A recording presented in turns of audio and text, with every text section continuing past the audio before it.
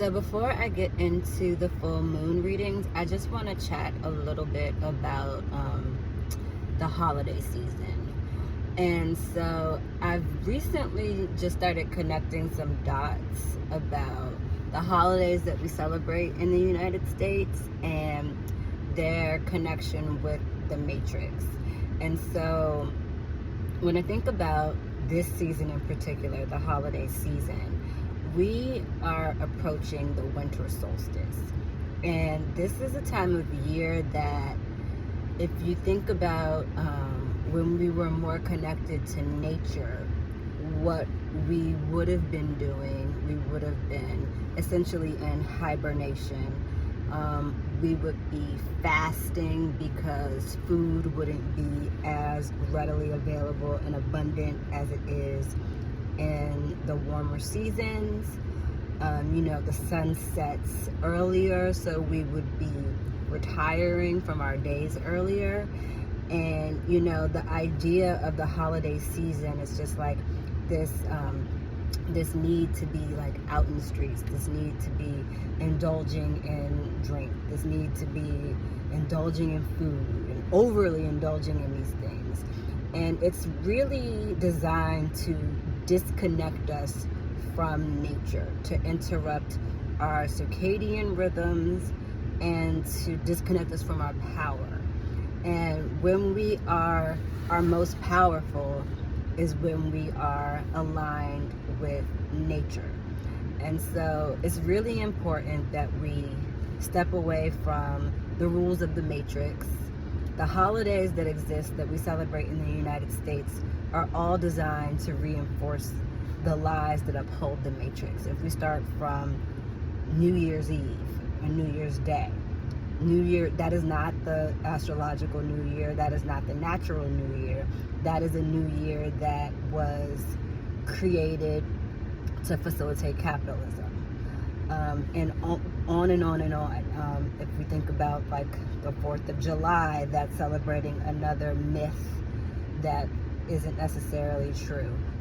If we think about Martin Luther King Day, that's kind of reinforcing the idea of racism upon which the Matrix is based. All of our holidays, Thanksgiving is a lie. Like everything that we celebrate in the United States is a lie. Not only is it a lie, but it's associated with, their songs that we sing, there are rituals that we perform, and all of these things that we associate with celebrating holidays are essentially the things that bind us to the Matrix. They bind us to this reality that is false, and they disconnect us from nature.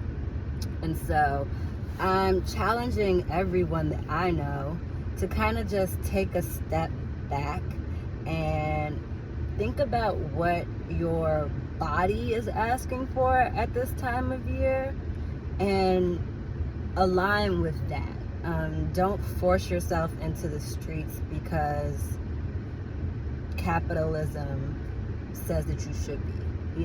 It's time for us to take back our power. And we complain a lot about the way things are, and this is a really significant way for us to reclaim our power and kind of disenfranchise the things that are lording over us and disconnecting us from our natural ways and overall disrupting our lives. That being said, let's get into these full moon readings. So first up, we have Aries. And for Aries, we've got the Queen of Cups. And so with the full moon, what we're talking about is what cycles are coming to an end. What were we experiencing in this last lunar cycle? What is ending for us? And for Aries, what is ending is the Queen of Cups in energy. And the Queen of Cups is associated with kind of reinforcing your emotional boundaries, and it's associated with kind of these codependent relationships that we have and the feelings that they inspire. So this idea of allowing your emotions to rule, but emotions that are the result of collapsed boundaries. And so, for example, that might look like you go to a party that you know you didn't want to go to, and when you get there, you're salty and pouting the whole night. You're not mad at the people who are having the party, you're mad at yourself for collapsing your boundary and attending the party. And so this energy is ending for us. And so we've spent some considerable time with ourselves and, doing the internal work that's necessary to reinforce our boundaries. And so this energy is coming to an end. The codependent relationships, we either have restructured them or completely removed them from our experience. And now in this next lunar cycle, we'll be able to reemerge with confidence, knowing that we have the backbone and we have the strength to uphold our boundaries. Next up, we have Taurus. And for Taurus, we've got the Wheel of Fortune. And the Wheel of Fortune speaks to the energy of, what goes up must come down. And so whatever you've been experiencing, if you have been experiencing kind of a fortuitous season where things have been working out in your favor, it's time to, this might shift for you. You might find yourself on the other side of fortune. And if you have been experiencing misfortune, this is going to shift for you, and you might start to experience the favor of the universe. And so, when you're up, enjoy it. And when you're down, but you have to know that eventually you're going to be up again. Gemini, Temperance. So Temperance speaks to kind of like staying in the middle of the road, having balance, blending of energies instead of focusing on one extreme or the other. It also has to do with like the way you approach your goals instead of like powering full steam ahead or being really, really trepidatious. The Temperance card speaks to kind of moderately approaching your goals. So this is coming to an end for you. So if there's something that you've been kind of working on now, it's full steam ahead. Like you're no longer in a position where you need to necessarily stay in the middle of the road. Okay, next we've got Cancer. Cancer, you guys have the Page of Wands. Very optimistic card. Kind of speaks to wishful thinking in the sense that like, oh, everything's gonna work out for me, so I can try anything and it's all gonna be fine. It's kind of like this aimless energy, a lack of focus. So this is coming to an end for you. So in the next season, you may feel more focused. You may feel like your energy is channeled in a more intentional way. Leo, you guys have the Ace of Swords in reverse. And the Ace of Swords it speaks to new beginnings regarding the communication of your ideas. And so this speaks to having a new idea that you're not necessarily ready to share with the world. Something that you feel like you need a little bit more clarity before you can fully express it. And so this energy is coming to an end for you. So whatever idea you've been baking or cooking, now it's time for you to step into the full expression of that.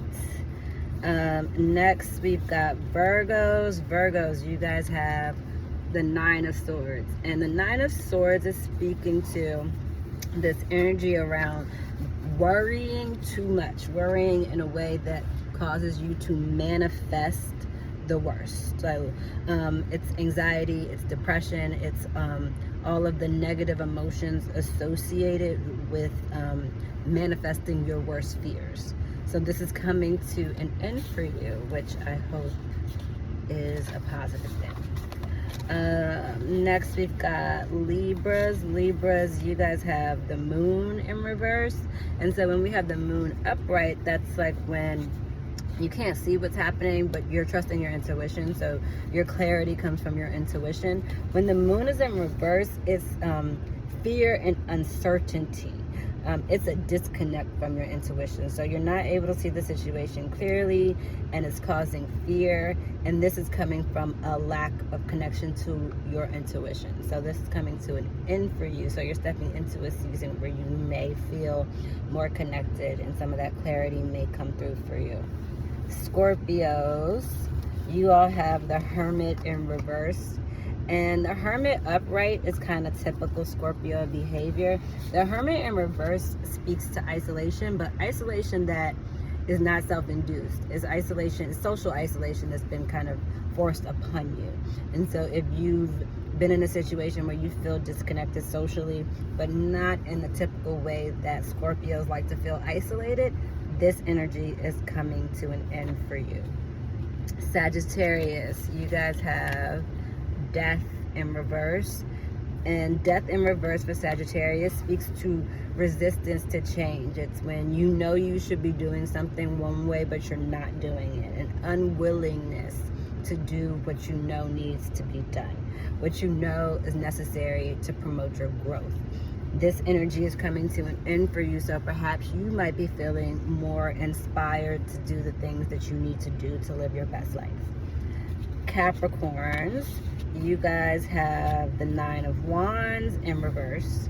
And the Nine of Wands is speaking to this energy of being overwhelmed, kind of like beaten down, and kind of fearful, but the energy is misplaced. So you're like kind of paranoid because you've been through something rough. Like you kind of, if you look at the card, he's all beat up. He's got bandages and stuff. So he's holding on to his wand, trying to protect himself because he's scared and he's paranoid. But this paranoia is coming from past experience. It's kind of like the result of a past trauma. That energy is dissipating. Aquarius, you guys have the Queen of Pentacles in reverse. And so the Queen of Pentacles upright is like the sugar mama of the deck, but the Queen of Pentacles in reverse is speaking to being self-reliant. So she's using her resources to support her own growth and her own well-being and her own development. And lastly, we have Pisces. And Pisces, you guys have the Seven of Wands.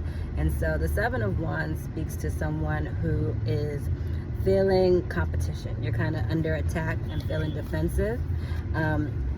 But you feel like somebody's trying to take your place. So if you look at the card, you can see that the person is kind of up on a hill, and all of the people who are coming for them, who are competing for them, trying to jockey them from the top, they are coming for you, and you got a lot of people coming for you. There's a lot of competition out there, but you're protected, you're elevated, you're in a higher position. So your position isn't as insecure as you think. You just have to kind of stand your ground. And that is your full moon reading for all 12 signs.